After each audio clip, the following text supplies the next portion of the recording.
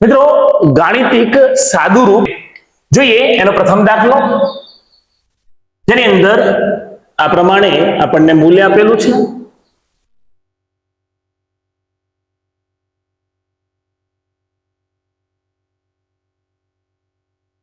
Into 8. ગણતરીમાં પ્રથમ આપણે મૂકીશું 16. ચિહ્નમાં શું ફેરફાર છે તો પ્લસ કરવાનું છે. ત્યારબાદ 4 @ ના સ્થાને ગુણ્યા, ત્યાર પછી 5 હેઝ ના સ્થાને ઓછા 72 અને ઇન્ટુની જગ્યાએ ડિવાઈડ 8. આ પ્રમાણેના ચિહ્ન ની અંદર ફેરફાર કર્યા બાદ જોઈએ અગાઉ કહ્યું તે પ્રમાણે ભાગુ સભા, જેમ કે અહીંયા અને આ બંને ગુણાકાર 16 + 20 ઓછા 8 × 9 = 72 માટે વધે છે 9. એ પ્રમાણે 20 માંથી 9 બાદ કરી લઈએ તો વધે છે 11 અને 11 + 16 મીન્સ કે 27. 20 ઓછા 9 11 અને 16મો 11 ઉમેરીએ મતલબ છે 27. દાખલા નંબર 2,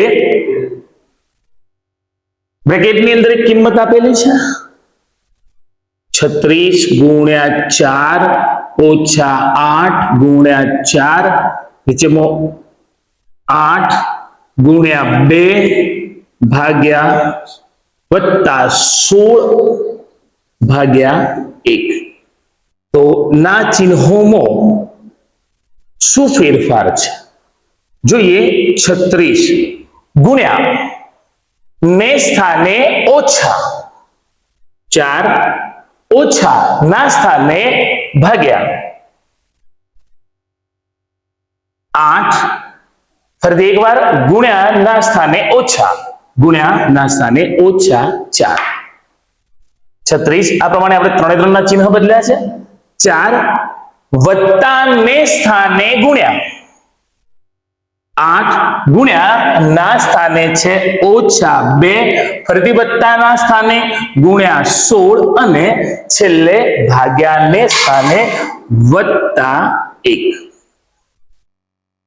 આ પ્રમાણે ચિહ્નોમાં ફેરફાર કર્યા બાદ જોઈએ તો 36 - 4 જો રહેશે 32 ભાગ્યા 8 ઓછા 4, છેદની અંદર 8 × 4 = 32 ઓછા 16 × 2 = 32 -32 અને +1.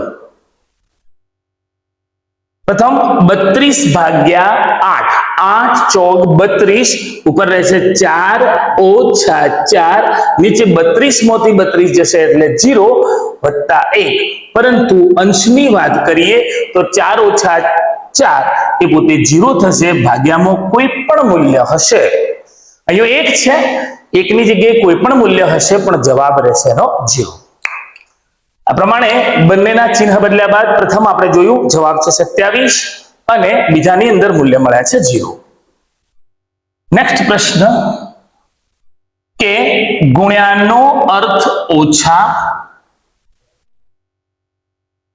ભાગ્યાનો અર્થ વત્તા, વત્તાનો અર્થ ગુણ્યા અને ઓછાનો અર્થ ભાગ્યા એવું આપણને કહ્યું છે.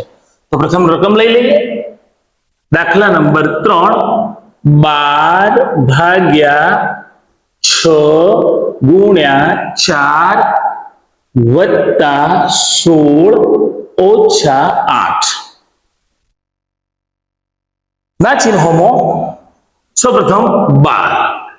હવે શું કહ્યું છે કે ભાગ્યાનો અર્થ, તો ભાગ્યાનો અર્થ આપણે કરીશું વત્તા 6. ત્યાર પછી ગુણ્યા નો અર્થ છે વત્તા, ગુણ્યાનો અર્થ છે વત્તા, વત્તાનો અર્થ છે ગુણ્યા, તો કરીશું ગુણ્યા 16 અને ઓછાનો અર્થ છે ભાગ્યા, ભાગ્યા 8. ભાગ્યાના સ્થાને વત્તા, ગુણ્યાના સ્થાને વત્તા, ત્યારબાદ વત્તાના સ્થાને ગુણ્યા અને ભાગ્યામાં 8. ફરીથી એકવાર ભાગ્યાનો અર્થ વત્તા, ગુણ્યાનો અર્થ ઓછા, લઈશું અહીંયા ગુણ્યાનો અર્થ ઓછા 4 અને વત્તા નો અર્થ છે ગુણ્યા અને ઓછા નો અર્થ છે ભાગ્યા. જોઈએ તો 12 અને 6 18 ઓછા 4 16 ભાગ્યા 8 એટલે લઈશું ગુણ્યામાં 2. 16 ભાગ્યા 8 ગુણ્યામાં લઈશું 2.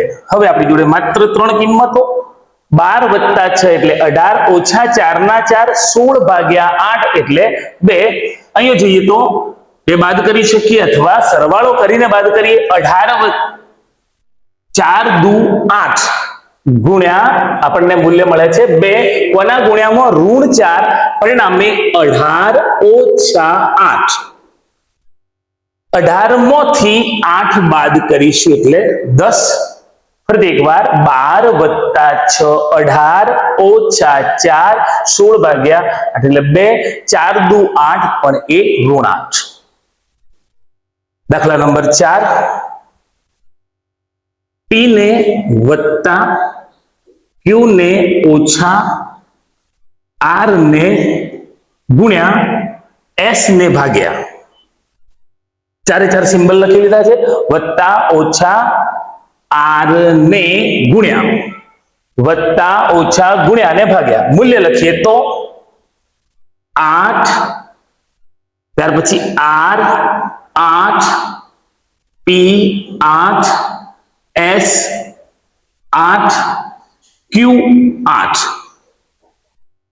R ના સ્થાને ગુણ્યા 8, P ના સ્થાને વત્તા 8, ત્યાર પછી S ભાગ્યા 8 અને Q એટલે કે ઓછા 8. 8 ગુણ્યા 8 64 વત્તા 8 ભાગ્યા 8 એટલે 1 અને ઓછા 8. 8 ગુણ્યા 8 64, 8 ભાગ્યા 8 એટલે 1 અને ઓછા 8. 64 વત્તા 1 65, 65 માંથી 8 બાદ કરીશું મળે છે 57. 64 વત્તા 1 એટલે 65 અને 65 માંથી 8 બાદ કરીએ તો મૂલ્ય મળે છે 57. આ પ્રમાણે સિમ્બલ આધારિત ચિહ્ન ચેન્જ, ચિહ્ન આધારિત ચિહ્ન ચેન્જ કર્યું છે અને આલ્ફાબેટ્સ ના સ્થાને ચિહ્ન.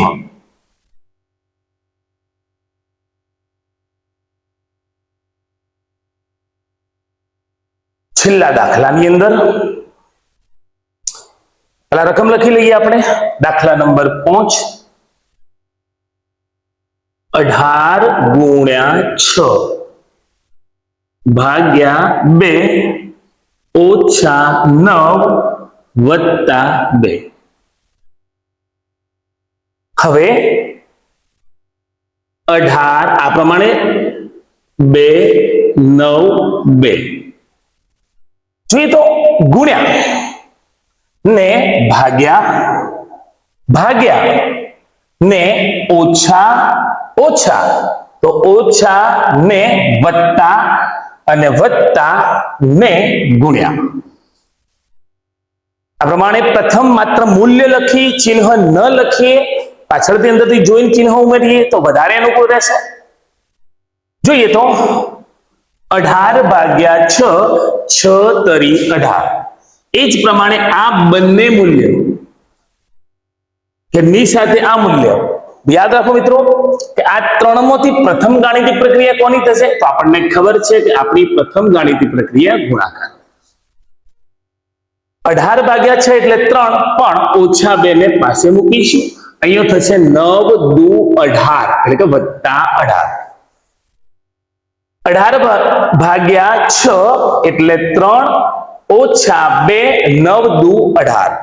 એક મૂલ્ય ઋણ છે, બે મૂલ્ય ધન છે, માટે સરવાળા અને બાદબાકીની ક્રિયા બાકી હોય તો 3 ઓછા 2 એટલે 1 અને વત્તા 18 જવાબ રહેશે 19. એનું મૂલ્ય આપણને મળે છે 19. તો પ્રમાણે ગાણિતિક સાદું રૂપ જેને કહેવાય કે જે ચિહ્ન કે સિમ્બલ આપેલા છે એ સિમ્બલ ચેન્જ કરવા, અન્ય સાંકેતિક સ્વરૂપે મૂલ્યો આપ્યા છે ના સ્થાને ગાણિતિક પ્રક્રિયાના ચિહ્ન કે પછી આલ્ફાબેટ્સના આધારે ચિહ્ન ચેન્જ કરી અને આપણે એનું સાદુરૂપ આપ્યું છે. મિત્રો આશા રાખીએ કે બીજા ભાગની અંદર બહુ જ એમ કહેવાય કે સારી સમજૂતી કેળવી હશે અને એથી પણ અધિક સારા દાખલાઓ સાથે નેક્સ્ટ ભાગની અંદર આપણે જોડાઈશું.